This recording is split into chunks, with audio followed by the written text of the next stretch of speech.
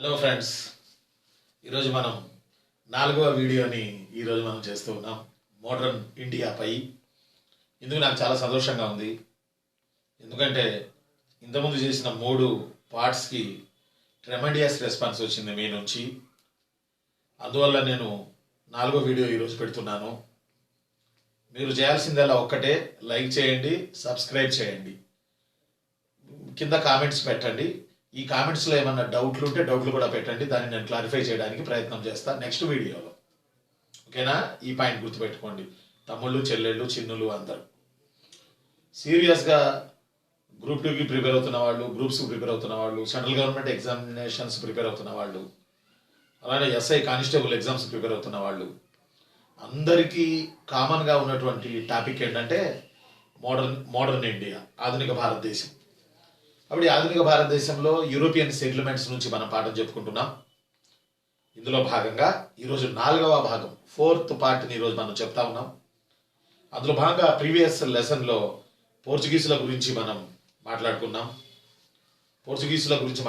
3వ పార్ట్లో.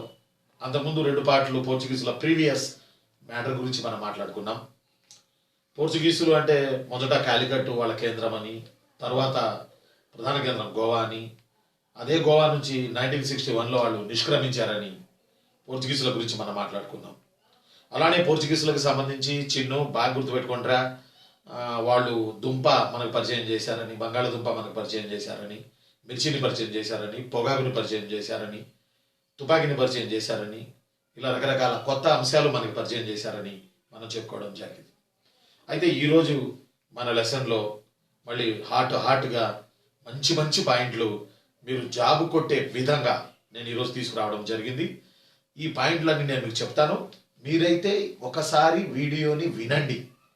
మీరు ఊళ్ళకి వెళ్ళేటప్పుడు, సంక్రాంతి పండుగ సెలవులకు వెళ్ళేటప్పుడు, వచ్చేటప్పుడు ఈ వీడియోని చూడకపోయినా చెవుల్లో పెట్టుకుని నా యొక్క సౌండ్ని వింటూ, నా పాఠాలు వింటే మీకు ఇంకా బాగా ఎక్కేస్తాయి మైండ్కి. ఇది బాగా మీకు ఉపయోగపడేటువంటి చర్య. ఆ తర్వాత మీరు ఒకవేళ దీన్ని నోట్స్ రాసుకోవాలనుకున్నప్పుడు నా వీడియోని ఆపి బ్లాక్ చేసి రాసుకుని, మళ్ళీ అర్థం కాకపోతే వెనక్కి వెళ్ళిపోయి మళ్ళీ రాసుకుంటూ, అర్థం కాకపోవడం అంటే ఏముండదు కానీ, బట్ మీరు కొంచెం స్పీడ్గా రాసుకుంటూ పోతే, ఈ వీడియో దగ్గర పెట్టుకుని పోతే మీకు నోట్స్ కూడా తయారవుతుంది. ఒకటి లక్ష్యం, నోట్స్ తయారు చేయడం కాదు మీ లక్ష్యం, జాబు కొట్టడం. గుర్తుపెట్టుకోండి. మన తెలంగాణలో గ్రూప్ 1 వస్తుంది, మరో గ్రూప్ 2, గ్రూప్ 3 కూడా వస్తాయి త్వరలో. ఆల్రెడీ ఆంధ్రాలో గ్రూప్ 1 వచ్చింది, గ్రూప్ 2 వచ్చింది. అలానే ఆంధ్రాలో పంచాయతీ సెక్రటరీ పోస్టులు వచ్చున్నాయి. అలానే ఇక్కడ తెలంగాణలో అండ్ ఆంధ్రాలో ఎస్ఐ కానిస్టేబుల్ రిక్రూట్మెంట్ దశల్లో ఉన్నాయి. ఇన్ని ఉండంగా చక్కగా ప్రిపేర్ అయితే ఉద్యోగం ఎందుకు రాదురా చిన్ను? చక్కగా ప్రిపేర్ అవ్వాలి, మంచిగా ప్రిపేర్ అవ్వాలి. నేను మీకు చెప్తాగా ఈరోజు. చక్కగా వినండి, చెవులు రిక్కరించి మరీ వినండి, కొట్టి పడేద్దాం జాబుని. సరే, స్టార్ట్ చేస్తున్నా. ఈరోజు మనం చెప్పుకునేది మోడర్న్ ఇండియా 4వ పార్ట్లో డచ్ వారి గురించి మనం మాట్లాడుకుందాం.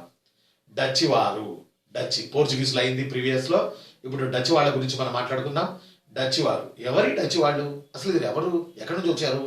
వీళ్ళ దేశం హాలెండ్ రా. జీకేలో హాలెండ్ దేశం అని ఉంటుంది కదా, హాలెండ్కు నా మరో పేరు Chinnu, Netherlands.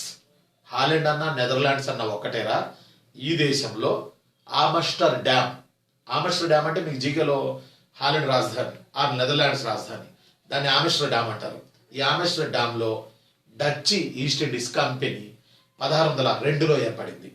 1602, 1602 Dutch East India company establishment year. బాగా గుర్తుపెట్టుకోవాలి చిన్ను. ఏర్పడింది ఆమ్స్టర్ డ్యామ్లో. ఆమ్స్టర్ డ్యామ్ అంటే హాలెండ్ వాళ్ళ రాజధాని, అది డచ్ వాళ్ళ రాజధాని, అది అందువల్ల గుర్తుపెట్టుకోండి. ఎప్పుడు ఏర్పడిందిరా చిన్ను?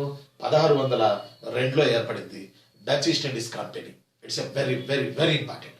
మీకు ఒక మాట చెప్పిన, పోర్చుగీసులకు ఈ కంపెనీ లేదు.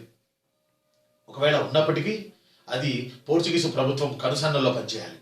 స్వతంత్రత లేదు. కానీ ప్రపంచంలో మొట్టమొదటి మల్టీనేషనల్ కంపెనీ. ఎంత మంచి పాయింటో చూడండి.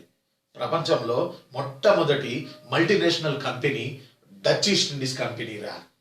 ఇంతకన్నా గుండె లాంటి పాయింట్ ఏముంటుంది మీకు చెప్పండి? ఇలాంటి బిట్లు వాడు అడిగేది. మొత్తం 150 బిట్లలో, ఎగ్జామ్లో వచ్చే 150 బిట్లలో మనం పెట్టలేని ఒక 10-15 ఉంటాయి. ఆ 10-15లో కనీసం 2-3 బిట్లు ఆన్సర్ చేస్తే జాబ్ వస్తుంది, 5-6 బిట్లు ఆన్సర్ చేస్తే ర్యాంక్ వస్తుంది. జాబ్ అందరికీ వస్తుంది, కానీ ర్యాంక్ రావాలి. రఫీ సార్ పాటలు వింటున్నారు కదా, ర్యాంకు రాకపోతే వేస్ట్ అంతే. అయితే డచ్ ఈస్ట్ ఇండీస్ కంపెనీ ప్రపంచంలో మొట్టమొదటి బహుళజాతి కంపెనీ. అసలు బహుళజాతి కంపెనీ అంటే ఏంటి? ప్రపంచంలోని అనేక దేశాలలో మల్టీనేషనల్ కంపెనీ, ఎంఎన్సీ అంటారు. ప్రపంచంలో అనేక దేశాలలో తమ బ్రాంచీలను పెట్టి నడిపించే కంపెనీని బహుళజాతి కంపెనీ అంటారు. దాని హెడ్ క్వార్టర్ ఒక చోట ఉంటుంది. అలానే Dutch East India Company headquarter మన ఆమ్స్టర్డామ్లో ఉంది. ఇది capital city of Holland or Netherlands. ఇక్కడ ఏర్పడింది డచ్ ఈస్ట్ ఇండీస్ కంపెనీ 1602 సంవత్సరంలో ఏర్పడింది. ఇది first multinational company in entire world. బాగా గుర్తుపెట్టుకోవాలి ఎరా నాన్న. అయితే ఆ తర్వాత ఇంపార్టెంట్ పాయింట్ ఏంటంటే 1602లో డచ్ ఈస్ట్ ఇండీస్ కంపెనీ ఏర్పడితే దీని తొలి స్థావరం భారతదేశంలో 1605లో మచిలీపట్నం. మచిలీపట్నం గుర్తుపెట్టుకోవాలి. మచిలీపట్నం మన తెలుగు వాళ్ళ మచిలీపట్నం. 1605లో మచిలీపట్నం బాగా గుర్తుపెట్టుకోండి. 1605లో మచిలీపట్నం. 1602లో డచ్ ఈస్ట్ ఇండియా కంపెనీ ఏర్పడింది. 1605లో దీని తొలి స్థావరం మచిలీపట్నం. బాగా గుర్తుపెట్టుకోవాలి. ఓకేనా చిన్ను? అయితే 1605లో మచిలీపట్నం అయితే డచ్ వాళ్ళది. డచ్ వాళ్ళ ప్రధాన స్థావరం బాగా వినండి. డచ్ వాళ్ళ ప్రధాన స్థావరం పులికాట్ 1610. పులికాట్ 1610. మరి ప్రీవియస్లో నేను ఏం చెప్పాను మీకు? పోర్చుగీసుల ప్రధాన స్థావరం గోవా అని చెప్పా. ఆ గోవా ఎప్పుడు? 1510. ఆ గోవా ఎప్పుడురా? 1510. అలానే పులికాట్ ఎప్పుడు? డచ్ వాళ్ళ ప్రధాన స్థావరం 1610. గుర్తుపెట్టుకోవాలి చిన్ను, 1610. అయితే ఇక్కడ మనం గుర్తుపెట్టుకోవాల్సినటువంటి ఇంపార్టెంట్ పాయింట్ ఏంటంటే 1610లో డచ్ వాళ్ళు పులికాట్లో ప్రధాన స్థావరం పెట్టుకున్నారు. అలానే మీకు ఒక మాట చెప్పాలి. 1620లో డచ్ వాళ్ళు 1620లో డచ్ వాళ్ళు పులికాట్లో బాగా గుర్తుపెట్టుకోవాలి. పులికాట్లో ఏమంటారు దాన్ని మనం? గన్ పౌడర్ ఫ్యాక్టరీని పెట్టారట 1620లో. 1602లో డచ్ ఈస్ట్ ఇండీస్ కంపెనీ ఏర్పడింది. 1605లో మచిలీపట్నంలో దీని తొలి స్థావరం ఏర్పాటు చేసుకున్నారు. 1610లో డచ్ వాళ్ళ ప్రధాన స్థావరం పులికాట్లో ఉంది. 1620లో డచ్ వాళ్ళు పులికాట్లో గన్ పౌడర్ ఫ్యాక్టరీని పెట్టడం జరిగింది. Gun powder means potassium nitrate అని కూడా మనం చెప్పుకోవచ్చు మనకు తెలిసిన మేరకు. అయితే డచ్ వాళ్ళకి తొలి స్థావరం మనం ఏం చెప్తున్నాం? మచిలీపట్నం అంటున్నాం, 1605 అంటున్నాం. ఎవరిచ్చారు మరి? డచ్ వాళ్ళు రాగానే మచిలీపట్నం తెలుసుకొని కూర్చొని నన్ను రా అని అందా? నో. మరి ఎవరిచ్చారు డచ్ వాళ్ళకి పర్మిషను? అప్పుడు గోల్కొండని పాలిస్తున్న మన మహమ్మద్ కులీ కుతుబ్ షా డచ్ వాళ్ళకి మచిలీపట్నంలో పర్మిషన్ ఇచ్చాడు. గోల్కొండను పరిపాలిస్తున్న మహమ్మద్ కులీ కుతుబ్ షా డచ్ వాళ్ళకి 1605లో పర్మిషన్ ఇచ్చాడు. వర్తక వ్యాపారాలు చేసుకోండి అని 1605లో పర్మిషన్ ఇచ్చాడు. కొంచెం బాగా గుర్తుపెట్టుకోండి. ఇది వెరీ వెరీ ఇంపార్టెంట్. ఓకేనా? అలానే మళ్ళీ మీరు అడగచ్చు, సార్ మరి 1610 పులికాట్లో డచ్ వాళ్ళకి ఎవరు పర్మిషన్ ఇచ్చారు? సేమ్ మహమ్మద్ కులీ కుతుబ్ షా. బాగా గుర్తుపెట్టుకోవాలి. అయితే భారతదేశంలో డచ్ వాళ్ళ స్థావరాలు కనుక మనం చూస్తే మీకు నేను ఇంపార్టెంట్ స్థావరాలు చెప్తాను, మీరు నోట్ చేసుకోండి, మైండ్లో బాగా పెట్టుకోండి. అబ్బా జాబ్ వచ్చిందిరా, జాబ్ వస్తే లైఫ్ సుఖమయం అవుతుందిరా తల్లి, గుర్తుపెట్టుకోండిరా, బాగా గుర్తుపెట్టుకోండి. మళ్ళీ ఇయర్స్ చెప్తాను చూడండి. 1602 డచ్ ఈస్ట్ ఇండీస్ కంపెనీ ఏర్పాటు, 1605 మచిలీపట్నం, 1610 పులికాట్ వాళ్ళ ప్రధాన స్థావరం, 1620 గన్ పౌడర్ ఫ్యాక్టరీని పెట్టారు పులికాట్లో డచ్ వాళ్ళు. అలానే 1616 సూరత్ డచ్ వాళ్ళు 1616లో సూరత్ చిన్ను. ఆ తర్వాత 1641 భీమునిపట్నం, 1641 భీమునిపట్నం అదేరా విశాఖపట్నం దగ్గర. ఆ తర్వాత 1653 చిన్సూరా పశ్చిమ బెంగాల్, చిన్సూరా 1653. అలానే 1690 నాగపట్నం, 1690 నాగపట్నం, 1690 నాగపట్నం, 1690 నాగపట్నం, 1690 నాగపట్నం. ఎందుకు ఇన్నిసార్లు 1690 నాగపట్నం 1690 నాగపట్నం అని ఎందుకు అంటున్నా? ఎస్, డచ్ వాళ్ళ తొలి ప్రధాన స్థావరం పులికాట్, 1690 నుంచి డచ్ వాళ్ళ ప్రధాన స్థావరం పులికాట్ కాదు. ఇది ఇంపార్టెంట్. వాళ్ళ ప్రధాన స్థావరం పులికాట్ నుంచి నాగపట్నానికి మార్చబడింది 1610లో, 1690లో. 1610 పులికాట్ వాళ్ళ తొలి ప్రధాన స్థావరం. అక్కడ నుంచి ప్రధాన స్థావరం 1690కి నాగపట్నానికి షిఫ్ట్ అయింది. కాబట్టి డచ్ వాళ్ళ తొలి ప్రధాన స్థావరం పులికాట్, అది వదిలేసిన తర్వాత ప్రధాన స్థావరం నాగపట్నం 1690లో. ఈ స్థావరాల్లో ఏం చేస్తారా వాళ్ళు? వర్తక వ్యాపారాలు చేస్తారా? ఏం వర్తక వ్యాపారాలు చేస్తారు చెప్తాను. ప్రధానంగా ఏం వర్తక వ్యాపారాలు చేస్తారు అయితే మీకు ఇంకో మాట నేను చెప్పాలి. మరి మన తెలుగు ప్రాంతంలో డచ్ వాళ్ళకి చెందినటువంటి, మన తెలుగు సముద్ర తీరాల్లో డచ్ వాళ్ళకి సంబంధించినటువంటి ప్రధానమైనటువంటి ఈ స్థావరాలు అనలే ఫ్యాక్టరీలు ఏంటి? ఫ్యాక్టరీలు అంటే వస్తువులు తయారు చేయడం, అమ్మడం, ఇక్కడ ఉన్న వస్తువులు తీసుకుని రా మెటీరియల్ తీసుకుని వెళ్ళడం, ఇలా ఫ్యాక్టరీలు అంటారు. కాబట్టి డచ్ వాళ్ళు మన తెలుగు సముద్ర తీరానికి కనుక వస్తే బాగా గుర్తుపెట్టుకోండి, మచిలీపట్నం మనం ఫస్టే చెప్పాం, మచిలీపట్నం 1605 అని చెప్పాం. ఆ తర్వాత గోల్కొండ, ఆ తర్వాత గోల్కొండ. ఇది మన తెలుగు ప్రాంతాల విషయానికి వస్తే, నేను ఇండియా చెప్పట్లా, ఇండియా ఇందాక చెప్పినా. కాబట్టి ఇప్పుడు తెలుగు ప్రాంతాల గురించి నేను మీకు చెప్తా ఉన్నా. ప్రధానంగా వాటిల్లో మచిలీపట్నం అంటే పర్మిషన్ ఇచ్చింది గోల్కొండ నవాబులే, కాబట్టి గోల్కొండ. ఈ ఏంటివి ఇప్పుడు నేను చెప్తున్నది ఏంటి? తెలుగు ప్రాంతాలలో ఇవి ఓడరేవులు కమ్ స్థావరాలు. గోల్కొండ ఓడరేవు కాదు, వాళ్ళ ఫ్యాక్టరీ ఏర్పాటు చేసుకున్న ప్లేసు. మచిలీపట్నం ఓడరేవు. అలానే నాగుల వంచ బాగా గుర్తుపెట్టుకోవాలి, ఎంత ఇంపార్టెంట్ పాయింట్. నాగుల వంచ డచ్ వాళ్ళకి చెందిన ఫ్యాక్టరీలు ఏర్పాటు చేసిన ప్రాంతాల్లో, తెలుగు ప్రాంతాలలో నాగుల వంచ ఒకటి. ఇది మన ద్రాక్షారామం దగ్గర ఉంది నాగుల వంచ. ఇక్కడ ఒక ఫ్యాక్టరీని వాళ్ళు ఏర్పాటు చేసుకున్నారు. అలానే పాలకొల్లు తెలుసు మీకు, పాలకొల్లు అక్కడ ఫ్యాక్టరీ ఏర్పాటు చేసుకున్నారు. అలానే నిజాంపట్నం గుంటూరు జిల్లాలో అతి ప్రాచీనమైనటువంటి ఓడరేవు నిజాంపట్నం. ఈ నిజాంపట్నంలో డచ్ వాళ్ళు, ఒక మాట చెప్పాలంటే తెలుగు ప్రాంతాలలో డచ్ వాళ్ళు మొదటి స్థావరం మచిలీపట్నం, ఇండియాలో మొదటి స్థావరం మచిలీపట్నం డచ్ వాళ్ళకి. అలానే తెలుగు ప్రాంతాల్లో డచ్ వాళ్ళ రెండో స్థావరం నిజాంపట్నం. ఎప్పుడంటే 1605లో మచిలీపట్నం, 1606లో నిజాంపట్నం. ఇది తెలుగు ప్రాంతాల సముద్ర తీర విషయాలకు వస్తే ఈ నిజాంపట్నంలో వీళ్ళు ఫ్యాక్టరీని నిర్మించడం జరిగింది. అలానే నిజాంపట్నం తర్వాత ఇక నాగపట్నం, ఆ తర్వాత ప్రధాన స్థావరం పులికాట్ అని మనం చెప్పుకున్నాం. 1690 నుంచి డచ్ వాళ్ళ ప్రధాన స్థావరం పులికాట్ కాదు నాగపట్నం. అయితే డచ్ వాళ్ళు మొట్టమొదటిగా భారతదేశంలో ఫ్యాక్టరీని ఎక్కడ ఏర్పాటు చేసుకున్నారు అని అంటే మచిలీపట్నం. భారతదేశంలో డచ్ వాళ్ళు రెండవ ఫ్యాక్టరీని ఎక్కడ ఏర్పాటు చేసుకున్నారు అంటే నిజాంపట్నం. అలానే వీళ్ళు తొలి స్థావరం అంటే డచ్ వాళ్ళది మనం చెప్పుకున్నాం మచిలీపట్నం. ప్రధాన స్థావరం అంటే పులికాట్. 1690 నుంచి నాగపట్నం.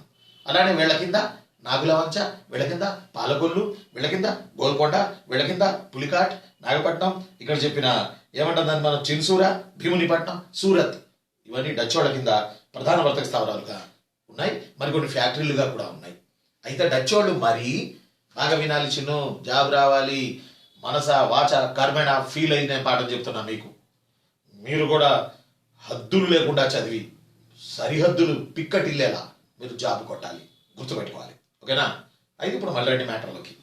ఈ మ్యాటర్లో మనం ఏం చేద్దామంటే, డచ్ వాళ్ళు ఏం ఎగుమతులు మరి వర్తక వ్యాపారాలకు వచ్చారు వచ్చారని చెప్తున్నాం.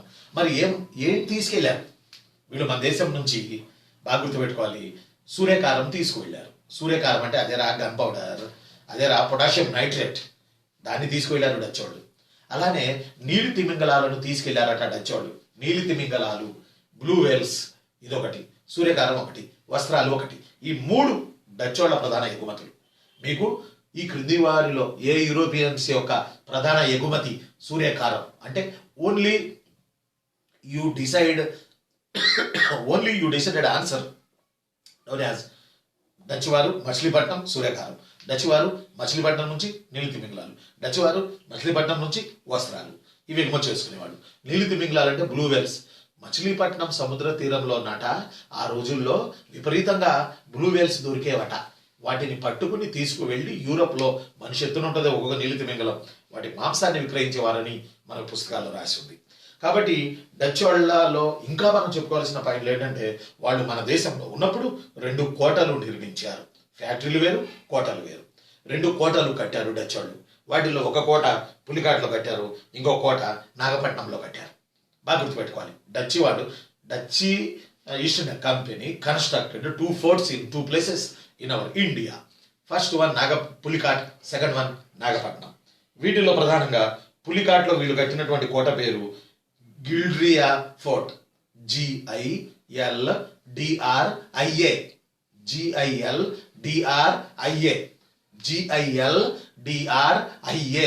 గిల్డ్రియా fort in the place of Pulicat.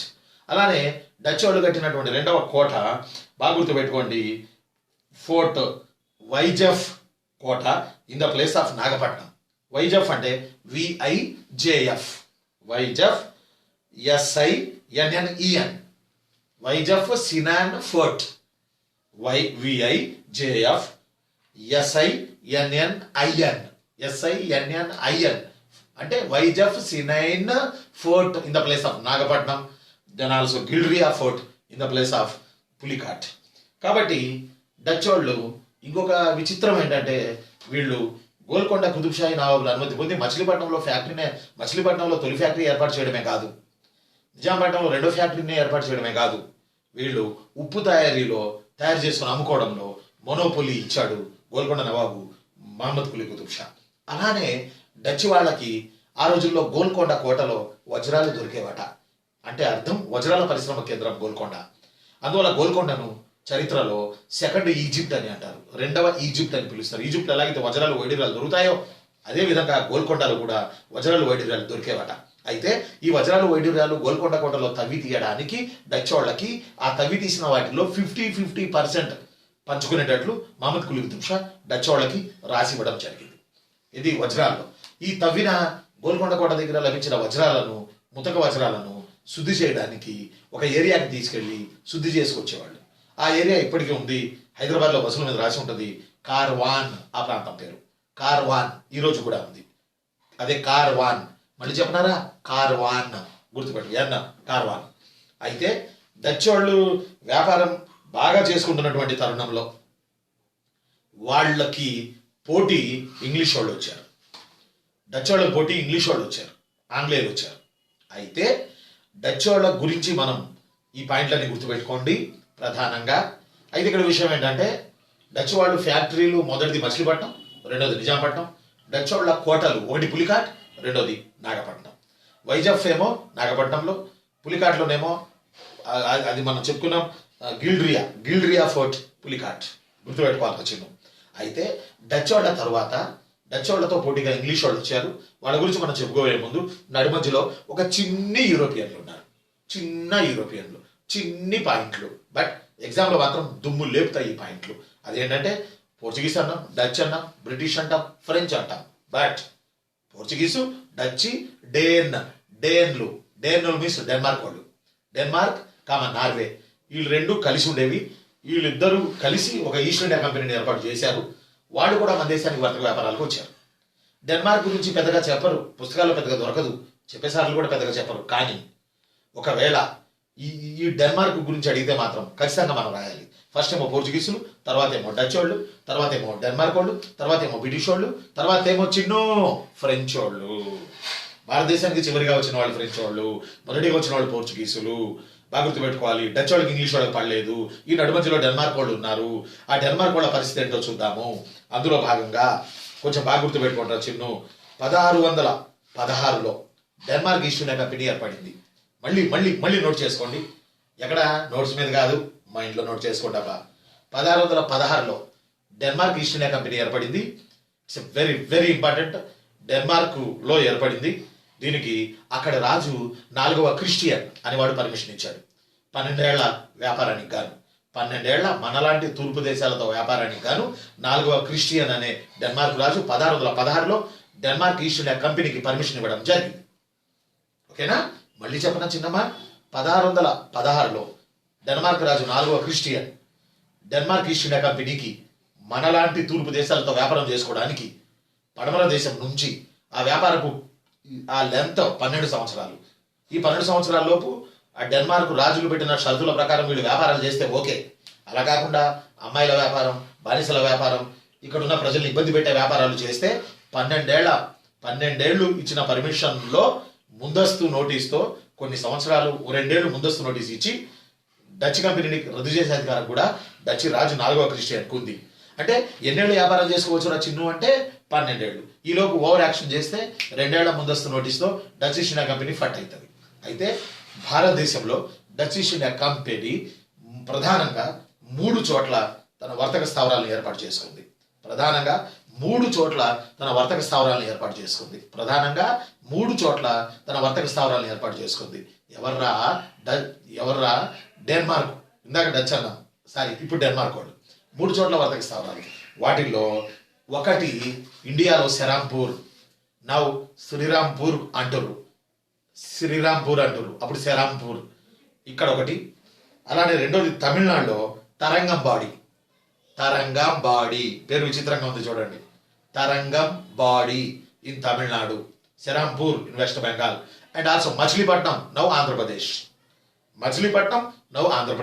Tharangambadi now Tamil Nadu, Serampore now West Bengal. ఈ మూడే ఎవరి స్థావరాలు రా చిన్ను? డెన్మార్క్ వాళ్ళ స్థావరాలు. బాగా గుర్తుపెట్టుకోవాలి. అయితే మన మచిలీపట్నం డెన్మార్క్ వాళ్ళ దగ్గర 1625లో మచిలీపట్నాన్ని డెన్మార్క్ వాళ్ళు తీసుకోవడం జరిగింది. 1625 తర్వాత బ్రిటిష్ వాళ్ళకి అమ్మేశారు అనుకోండి మచిలీపట్నాన్ని. అది ఒక వేరే స్టోరీ. అయితే ఈ డచ్ వాళ్ళు బాగా గుర్తుపెట్టుకోండి, సెరాంపూర్లో, ఇప్పుడు ఉన్నటువంటి పశ్చిమ బెంగాల్లోని సెరాంపూర్లో సెయింట్ ఒలావిస్ చర్చిని కట్టారు. ఈ రోజుకి ఆ చర్చి ఉంది. సెయింట్ ఒలావిస్ చర్చి ఎక్కడ కట్టారు? డెన్మార్క్ వాళ్ళు. సెయింట్ ఒలావిస్ చర్చిని డెన్మార్క్ వాళ్ళు ఎక్కడ కట్టారు? సెరాంపూర్లో కట్టారు, వెస్ట్ బెంగాల్లో కట్టారు. మరి ఇప్పుడు నేను మీకు ప్రశ్న ఇస్తున్నాను. ఈ ప్రశ్నకి నాకు మీరు కామెంట్స్ కింద ఆన్సర్ పెట్టాలి. ఖచ్చితంగా గుర్తుపెట్టుకోండి.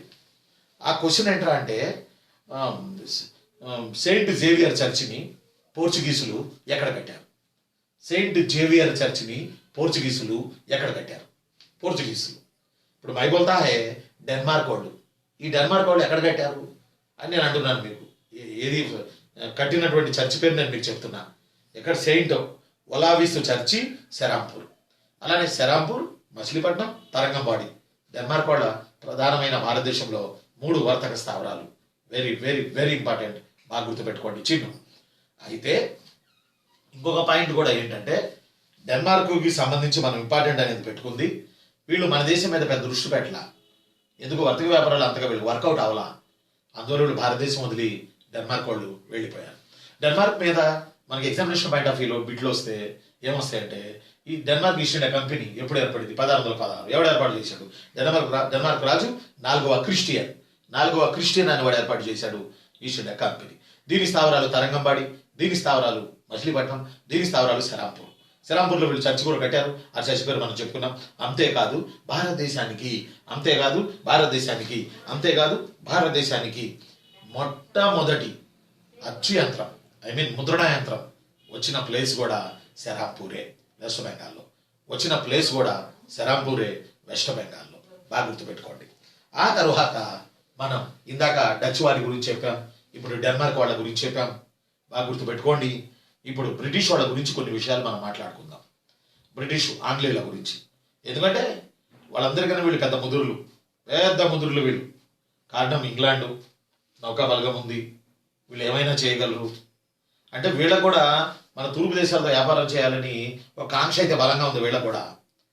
ఈ కాంక్ష బలంగా ఉన్నప్పటికీ వీళ్ళు చూద్దాం అనుకునే దశలో ఉన్నారు. ఒకనొక దశలో ఈ పోర్చుగీసుల నౌకలు, ఈ డచ్ వాళ్ళ నౌకలు అట్లాంటిక్ సముద్రం గుండా యూరోప్ ఖండానికి చేరుతున్నప్పుడు ఇంగ్లాండ్కు చెందిన ఒక సముద్రపు దొంగ వీటి మీద పడి ఇవి దోచుకుని ఇంగ్లాండ్కి చేరవేసేవాడట. ఎంత వెరైటీగా ఉంది ఈ పాయింట్. ఆ దొంగకి ఇంగ్లాండ్ గవర్నమెంట్ సర్ అని బిరుదిచ్చి గౌరవించిందట. ఎవరా సముద్రపు దొంగ? 15వ శతాబ్దంలో అట్లాంటిక్ సముద్రంపై పేరు మోసిన సముద్రపు దొంగ వాడు ఇంగ్లాండ్ వాడు. వీళ్ళ నౌకల్ని బతికించేవాడు కాదు. అతనికి సర్ బిరుదునిచ్చి గౌరవించింది ఇంగ్లాండ్ ప్రభుత్వం. ఆ సముద్రపు దొంగ పేరు William Drake. DREC. William Drake DREC. అతను అంటే ఇంగ్లీష్ వాళ్ళకు ఐడియా ఉంది, ఎప్పటికైనా సరే భారతదేశంతో వర్తక వ్యాపారాలు చేయాలన్నది వీళ్ళ కాంక్ష. అందువల్ల వీళ్ళు యాక్చువల్లీ ఈస్ట్ ఇండియా కంపెనీ ఏర్పడక ముందే మన దేశానికి చాలా మంది ఇంగ్లీష్ వాళ్ళ తరఫున మన దేశానికి కొంతమంది క్రైస్తవ మతాన్ని ప్రచారం చేయడానికి వచ్చారు, కొంతమంది డాక్టర్లుగా వచ్చారు, కొంతమంది వ్యాపారం నిమిత్తమే వచ్చారు, కొంతమంది రాయబారులుగా వచ్చారు. ఇది ఇంగ్లీష్ రాణి తరపున మన దేశంలో ఉన్న మొఘలాయల వద్దకు రాయబారులుగా వచ్చారు. వాళ్ళ అంతిమ లక్ష్యం ఒకటే, భారతదేశంలో వర్తక వ్యాపారాలు చేసుకోవాలి. పోర్చుగీసులాగా, డచ్ వాళ్ళలాగా, డెన్మార్క్ వాళ్ళలాగా ఇక్కడ నుంచి తీసుకెళ్లిన వస్తువులు 100 రెట్ల లాభానికి అమ్ముకొని ఐశ్వర్యవంతులు అయిపోవాలి యూరోప్ ఖండంలో అనేది వాళ్ళ ఉద్దేశం. ఈ ఉద్దేశంతోనే ఈస్ట్ ఇండియా కంపెనీ కూడా వర్తక వ్యాపారాలు చేయడానికి వచ్చింది. వీళ్ళు బాగా గుర్తుపెట్టుకోండి, ఏ రోజు ఇండియాలో ఉండాలి, ఇండియాని పొలిటికల్గా అకామిడేట్ చేసుకోవాలి, భారతదేశాన్ని ఏలాలి అని ఏ రోజు బ్రిటిష్ వాళ్ళ మేనిఫెస్టోలో లేదు. యాక్సిడెంటల్గా జరిగిందే తప్ప ఇండియాని ఏలడం అనేది ఏ రోజు వాళ్ళ యొక్క మేనిఫెస్టోలో లేదు. ఇండియాని ఏలాలని, వర్తక వ్యాపారాలు చేసుకుంటే చాలు, భారతదేశంలో ఉన్న రాజులను మంచి చేసుకొని వర్తక వ్యాపారాలు చేసుకుందాం, సంస్థానాధిపతులను మంచి చేసుకొని వర్తక వ్యాపారాలు చేసుకుందామని అనుకుంటారు తప్ప ఇండియాలో ఉండి రాజ్యాన్ని ఏలాలి అని వాళ్ళకి ఏ రోజు లేదు. అయితే భారతదేశంలో ఉన్నటువంటి పరిస్థితులు, అనైక్యత, ఇక్కడ సరైన ప్రణాళిక లేకపోవడం, సరైన లీడర్షిప్ క్వాలిటీస్ వాళ్ళు లేకపోవడం వల్ల ఈజీగా భారతదేశంలో వాళ్ళు మౌళ్ళై భారతదేశాన్ని వ్యాపారంతోనే కాకుండా రాజకీయంగా కూడా ఆకుబడి చేసుకుని మనం తరిమే వరకు ఇండియాలోనే వాళ్ళు పరిపాలన చేసుకున్నారు. అన్ని వాళ్ళ లాభాల కోసమే చేసుకున్నారు. అయినా కొంతమంది దేవుళ్ళు వాళ్ళల్లో ఉన్నారు. వాళ్ళు ఎవరో ముందు ముందు మనం చెప్పుకుందాం. దేవుళ్ళు మీన్స్ మన దేశానికి బాగు చేసిన వాళ్ళు కూడా ఉన్నారు అందులో. అయితే బ్రిటిష్ ఈస్ట్ ఇండియా కంపెనీ ఎప్పుడు ఏర్పడింది అని అడుగుతాడు ఎగ్జామ్లో. 1600 December 31. British East India company లండన్లో 1600 డిసెంబర్ 31న ఏర్పడింది. బాగా గుర్తుపెట్టుకోండి చిన్ను, 1600 డిసెంబర్ 31న ఏర్పడింది. అదే వెనక నేను చెప్పినా చూడండి, దీని ముందు వీడియోలో, ఇదే వీడియోలో డెన్మార్క్ ఈస్ట్ ఇండియా కంపెనీ 1616లో ఏర్పడింది. దీనికి ముందు చెప్పాను చూడండి, డచ్ ఈస్ట్ ఇండీస్ కంపెనీ 1602లో ఏర్పడింది. డచ్ ఈస్ట్ ఇండీస్ కంపెనీ 1602లో ఏర్పడింది. డెన్మార్క్ ఈస్ట్ ఇండియా కంపెనీ 1616లో ఏర్పడింది. British East India company 1600 December 31న ఏర్పడింది. ఈ కంపెనీకి రాణి ఎలిజబెత్కి మధ్య ఒక మేధావి రిలేషన్స్ అయిన రాజ్యాంగం రాశాడు. ఈ కంపెనీ ఇలా ఉండాలి, రాణి గారు మీరు ఇలా పర్మిషన్ ఇవ్వాలి అని వాళ్ళకి వీళ్ళకి ఉన్నటువంటి రాజ్యాంగపరమైన సందేహాల సమాధానాలతో సహా వీళ్ళిద్దరి మధ్య ఒక అగ్రిమెంట్ లాగా, రాజ్యాంగం లాగా జరిగింది. అలా రాసిన ఆయన ఇంగ్లాండ్లో ఒక రాజనీతివేత్త, జాన్ అని ఆయన. అందువల్ల బ్రిటిష్ ఈస్ట్ ఇండియా కంపెనీని జాన్ కంపెనీ అంటారు. బాగా గుర్తుపెట్టుకోవాలి. వాడు అంటాడు రేపు ఎగ్జామ్లో, జాన్ కంపెనీ అని ఈ క్రింది వాళ్ళలో ఏ దేశపు కంపెనీని పిలుస్తారు అని. బ్రిటిష్ ఈస్ట్ ఇండియా కంపెనీని జాన్ కంపెనీ అని పిలుస్తారు. బాగా గుర్తుపెట్టుకోవాలి. 1600 డిసెంబర్ 31న రాణి ఎలిజబెత్ ఈస్ట్ ఇండియా కంపెనీకి పర్మిషన్ ఇచ్చింది మనలాంటి తూర్పు దేశాలతో 15 ఏళ్ల పాటు వ్యాపారం చేసుకోవడానికి. 15 ఏళ్ల పాటు. ఇందాక 12 అన్న, ఇందాక చోట, ఇప్పుడు ఇక్కడ 15. ఈ 15 ఏళ్లలో ఈ కంపెనీ ఉద్యోగులు, వ్యాపారులు వ్యాపారమే మాత్రమే చేసుకోవాలి. అది కాకుండా బానిసల వ్యాపారం, రకరకాల మనల్ని ఇబ్బంది పెట్టే వ్యాపారాలు చేస్తే 2 ఏళ్ల ముందస్తు నోటీస్తో వీళ్ళ కంపెనీని రద్దు చేసే అధికారం ఇంగ్లాండ్ ప్రభుత్వానికి ఉంది. ఈ నేపథ్యంలో 24 మంది డైరెక్టర్లు కలిసి ఒక కూటమిగా ఏర్పడి, ఒక జాయింట్ స్టాక్ కంపెనీగా ఏర్పడి ఈస్ట్ ఇండియా కంపెనీ పేరిట 1600 డిసెంబర్ 31న ఏర్పడ్డారు. రేపు మీకు ఈస్ట్ ఇండియా కంపెనీ వ్యవస్థాపకులు అని అడిగితే ఏం చెప్తారు? రాణి ఎలిజబెత్ వ్యవస్థాపకురాలు కాదుగా, 24 మంది బోర్డ్ ఆఫ్ డైరెక్టర్స్ ఉన్నారు అంతే. మరి వ్యవస్థాపకులు అని పర్టికులర్గా నేమ్స్ అడిగితే, వ్యవస్థాపకులు అని పర్టికులర్గా పేరు అడిగితే, ఈస్ట్ ఇండియా కంపెనీ వ్యవస్థాపకులు అని పర్టికులర్గా పేరు అడిగితే ఏం చేస్తారు? అందువల్ల పేర్లు అడిగితే నేను పట్టుకొచ్చాను ఈరోజు మీకోసం. వాటిల్లో ఒక ఆయన పేరు జాన్ వాట్స్ అని ఆయన, రెండో ఆయన పేరు జార్జ్ నైట్స్ అని ఆయన. చూడు ఎంత వెరైటీగా ఉన్నాయి ఈ 2 పేర్లు. ఈస్ట్ ఇండియా కంపెనీ వ్యవస్థాపకులు ఎవరు ఈ క్రింది వారిలో అని అంటే, ఒక ఆయన పేరు జాన్ వాట్స్ అని ఆయన, మరొక ఆయన జార్జ్ నైట్స్ అని ఆయన. ఒక ఆయన చెప్పండి నాకు ఇప్పుడు, ఒక ఆయన జార్జ్ వాట్స్ అని ఆయన, మరొక ఆయన జార్జి నైట్స్ అని ఆయన. జార్జి నైట్ అని వేరే ఆయన, మార్టిన్ లూథర్ కింగ్ పాత పేరు జార్జి నైట్, అది వేరే స్టోరీ. బట్ మనం ఇక్కడ చెప్తున్నాం జార్జి నైట్ అని ఆయన, అలానే జాన్ వాట్ అని ఆయన ఈస్ట్ ఇండియా కంపెనీ వ్యవస్థాపకులు. అయితే ఈస్ట్ ఇండియా కంపెనీ పూర్తి పేరు చెప్పండి నాకు. ఈస్ట్ ఇండియా కంపెనీ అంటున్నాం, జాన్ కంపెనీ అంటున్నాం, బ్రిటిష్ ఈస్ట్ ఇండియా కంపెనీ అంటున్నాం, ఎలిజబెత్ రాణి పర్మిషన్ ఇచ్చింది అంటున్నాం, 15 ఏళ్ళకి కానీ ఇచ్చింది అంటున్నాం తూర్పు దేశాల్లో వ్యాపారం చేసుకోవడానికి. ఇందులో డైరెక్టర్లు 24 మంది అంటున్నాం. ఇవన్నీ ఓకేరా చిన్ను, కానీ అసలు ఈస్ట్ ఇండియా కంపెనీ పూర్తి పేరేంటి? ఇది ఇంపార్టెంట్. అతగాడు ఎగ్జామినేషన్ పాయింట్ ఆఫ్ వ్యూలో పూర్తి పేరు ఏంటని అడిగితే అప్పుడు మనకి కష్టమవుతుంది. అందువల్ల పూర్తి పేరు ఒకసారి చెప్తాను, రాసుకోండి లేదా బాగా వినండి. The governor and company of merchants of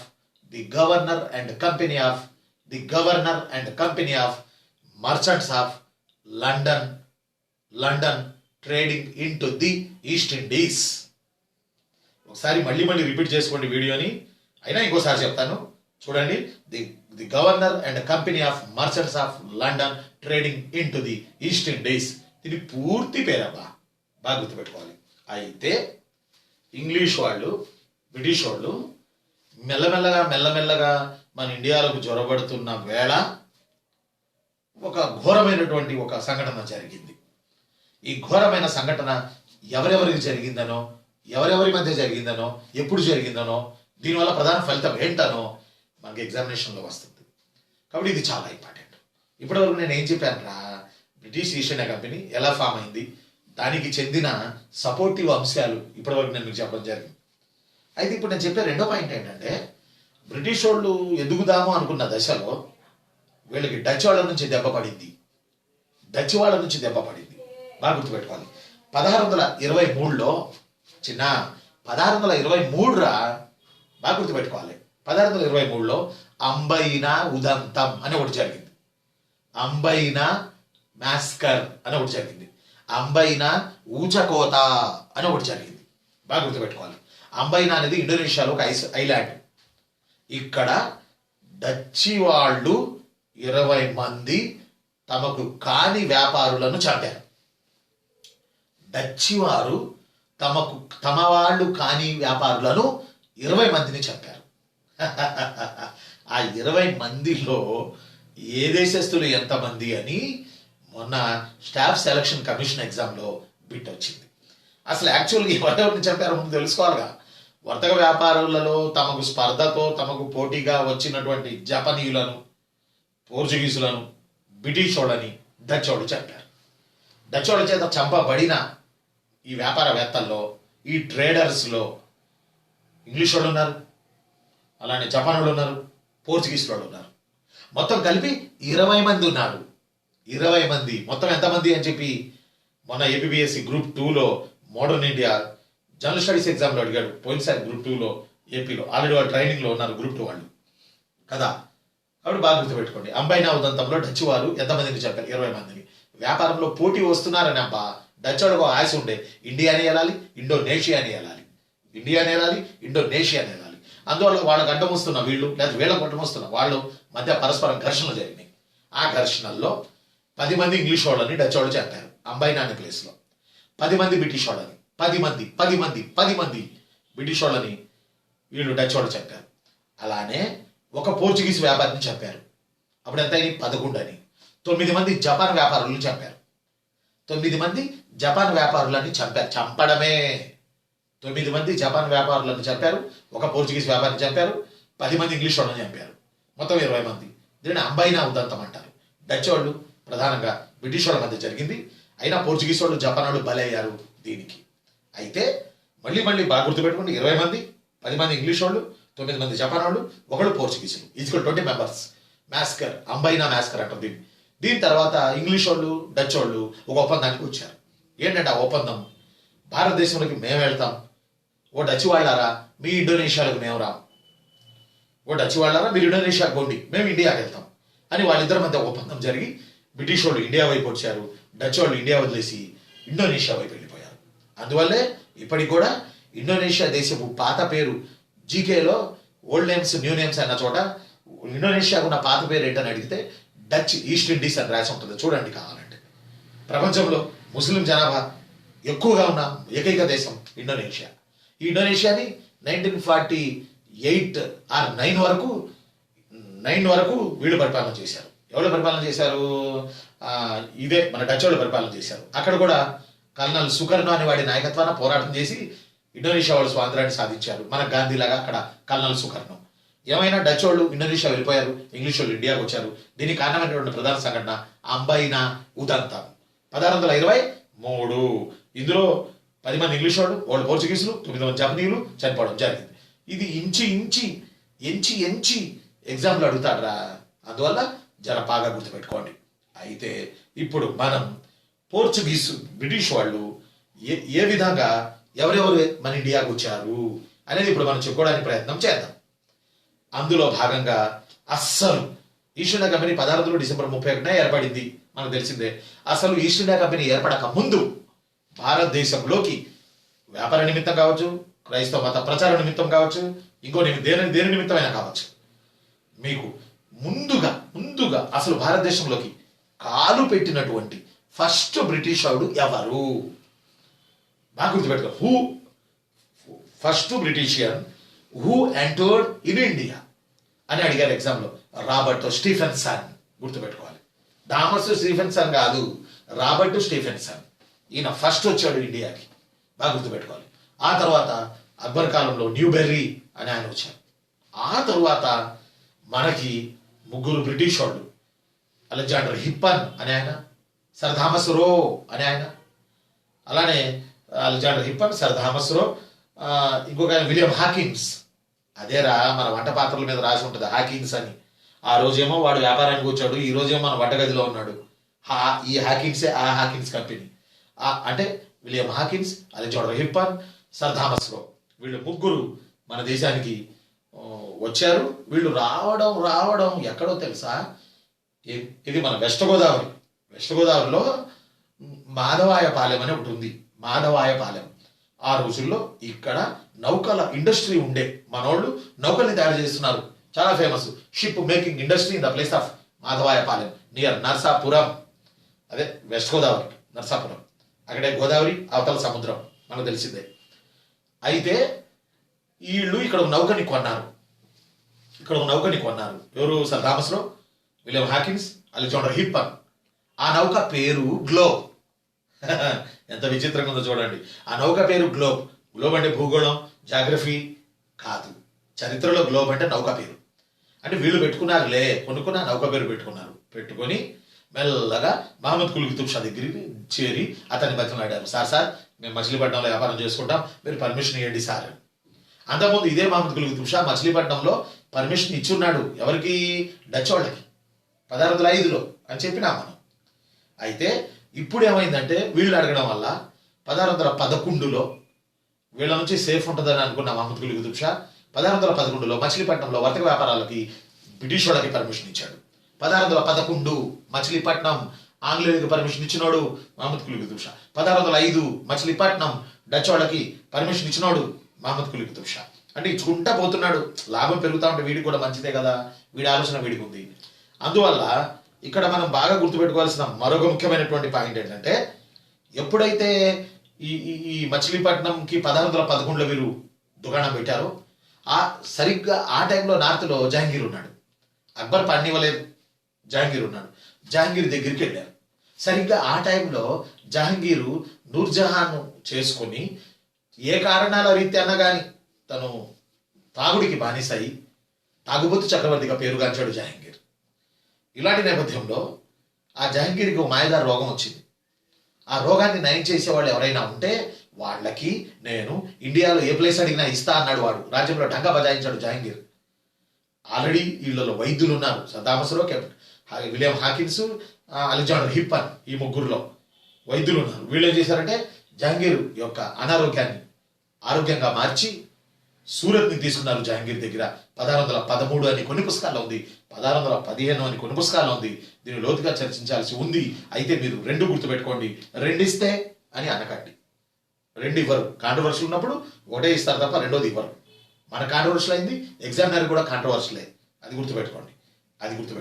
సరే, మరి జహాంగీర్ పర్మిషన్ ఇస్తే వీళ్ళు ఆ పేపర్ తీసుకుని సూరత్ వెళ్ళారు. ఎవరు? బ్రిటిష్ వాళ్ళు. సూరత్ వెళ్తే ఒక రకంగా అది భారతదేశంలో తొలి స్థావరం అని గొప్పగా చెబుతారు. సూరత్ వెళ్తే ఆ సూరత్లో పోర్చుగీసులు ఉండడానికి అప్పటికి వెళ్ళా. మన పాట రీత్యా ఒకళ్ళ తర్వాత ఒకళ్ళని చెప్పుకుంటాం, కానీ పోర్చుగీసులు అప్పుడు ఉన్నారు. వాళ్ళు అడ్డు తిరిగారు. మాకు అక్బర్ ఇచ్చాడు సూరత్, మేము సూరత్లోనే ఉన్నాం, మేము వెళ్ళాం. అరే జహాంగీర్ రాసి ఇచ్చాడు, ఇదిగో ఆజ్ఞాపత్రం, మీరు సర్దుకోండి. పోర్చుగీసు వాళ్ళు అన్నారు, ఇదిగో మా దగ్గర అక్బర్ రాసి ఇచ్చాడు, మేము ఎట్లా వెళ్తాం? అప్పుడు మళ్ళీ ఎంత వేగంతో బ్రిటిష్ వాళ్ళు సూరత్కి వచ్చారో అంత సూరత్ అంటే వర్తక వ్యాపారాల కేంద్రం రా. గుజరాత్లో సముద్ర బొడ్డు చాలా ఫేమస్ రా. ఈరోజు కూడా ఫేమసే కదా సూరత్ అంటే. మళ్ళీ తిరిగి జహాంగీర్ దగ్గరికి వచ్చారు. మళ్ళీ జహాంగీర్ని అడిగారు, సార్ మీరు మమ్మల్ని మోసం చేశారు, అక్కడ పోర్చుగీసులు ఉన్నారంట కదా ఆల్రెడీ, మరి మమ్మల్ని ఎందుకు పంపారు మీరు అని. అప్పుడు జహాంగీర్ అన్నాడు, ఒక నవ్వు నవ్వాడు, అని నవ్వి, పిచ్చోళ్ళారా, నేనైతే పర్మిషన్ ఇచ్చానురా, అక్కడ ఎవరుంటే నాకేమి, మీరు వాళ్ళ పారదులు అనుకుని మీరు వ్యాపార స్థావరం పెట్టుకోండి, అది కూడా నేనే ఖాళీ చేసి ఇవ్వాలా మీకు అన్నాడు జహంగీర్. అప్పుడు జహంగీర్ ఎప్పుడైతే ఈ మాట అన్నాడో, ఇది వెళ్ళండి అని, అప్పుడు బ్రిటిష్ వాడు captain best, BEST, captain best అనే ఆర్మీ జనరల్ని తీసుకొచ్చి ఇతని ద్వారా సూరత్లో పోర్చుగీసులను తరిమి సూరత్ని తమ స్థావరంగా మార్చుకున్నారు. ఎగ్జామ్లో అడిగాడు, బ్రిటిష్ వాడికి సూరత్ ఎలా లభించింది అని. ఏ, జహంగీర్ అనుమతి ఇవ్వడం ద్వారా, B, రాయబారం ద్వారా, C, సంధి సంప్రదింపు ద్వారా, D, పోర్చుగీసులను ఓడించడం ద్వారా. ఆన్సర్ జహంగీర్ అయినా అది కరెక్ట్ ఆన్సర్ కాదు. పోర్చుగీసులను ఓడించడం ద్వారా, కెప్టెన్ బెస్ట్ అనేవాడి నాయకత్వంలో పోర్చుగీసులను ఓడించడం ద్వారా సూరత్ని బ్రిటిష్ వాడు పొందారు. సూరత్ భారతదేశంలో బ్రిటిష్ వాళ్ళ తొలి వర్తక స్థావరం అని అంటారు. 24 గంటలు తొలి వర్తక స్థావరం అంటారు. 24 గంటలు. యాక్చువల్లీ 1611 మచిలీపట్నం చెప్పాం కదా, మళ్ళీ సూరత్ తొలి స్థావరం అంటే అవుతుంది మచిలీపట్నం కదా. బట్ బ్రిటిష్ వాళ్ళు మచిలీపట్నంలో శాశ్వతంగా లేరు, కానీ బ్రిటిష్ వాళ్ళు సూరత్లో శాశ్వతంగా ఉన్నారు. అందువల్ల ఇక్కడ పాయింట్ ఏంటంటే, భారతదేశంలో ఆంగ్లేయుల తొలి శాశ్వత స్థావరం అని అడిగితే సూరత్ అని ఆన్సర్ చేయాలి. బాగా గుర్తుపెట్టుకోవాలి. తొలి స్థావరం అంటే మచిలీపట్నం అని ఆన్సర్ చేయాలి. మచిలీపట్నం ఎందుకు తొలి స్థావరం కాలేదు, తొలి శాశ్వత స్థావరం కాలేదు? 1611లో మచిలీపట్నం వచ్చిన ఆంగ్లేయులు 1622 వరకు మచిలీపట్నంలో ఉన్నారు. తర్వాత వెళ్ళిపోయారు మచిలీపట్నం వదిలేసి. ఏమరా, ఎందుకు వెళ్ళారా నాయన? బ్రిటిష్ వాళ్ళు మచిలీపట్నంలో మంచిగా ఉంది, నీళ్ళు తిమింగలాలు, పంటలు, సుగంధ ద్రవ్యాలు, వస్త్రాలు, అయినా మచిలీపట్నాన్ని వదిలేసి బ్రిటిష్ వాళ్ళు ఎందుకు 1622లో 10 ఏళ్లకి వెళ్ళిపోయారు? అసలు ఎందుకు వెళ్ళారు? ఇది మనం వీడియో నెంబర్ 5లో చూద్దాం. ఇంకో వీడియో త్వరలో పెడతాను నేను, చూద్దాం. మీరు లైకులు చేయండి, సబ్స్క్రైబ్ చేయండి. మీరు ఎంతమంది చేస్తే, మీ కామెంట్లు రాస్తే నేను అంతగా ఇంకా పొటెన్షియాలిటీగా మీకు చెప్పడానికి ప్రయత్నం చేస్తా. మరొక వీడియో వీలైతే రేపే పెడతాను. Thank you. మీ అందరికీ సంక్రాంతి శుభాకాంక్షలు. ఇంకో మాట మీకు నేను చెప్పాలి. ఆ మాట ఏంటంటే, పోయినసారి మన హిస్టరీ బుక్స్ అని మీకు నేను చూపించాను 3rd వీడియోలో. ఆ బుక్స్కి నేను నెంబర్ చెప్పలేదు మీకు. మన ఇన్స్టిట్యూట్ నెంబర్ రాసుకోండి, అక్కడ ఫోన్ చేస్తే వాళ్ళు సంప్రదిస్తారు. వాళ్ళు సంప్రదించండి. మన ఇన్స్టిట్యూట్ నెంబరు 986866414200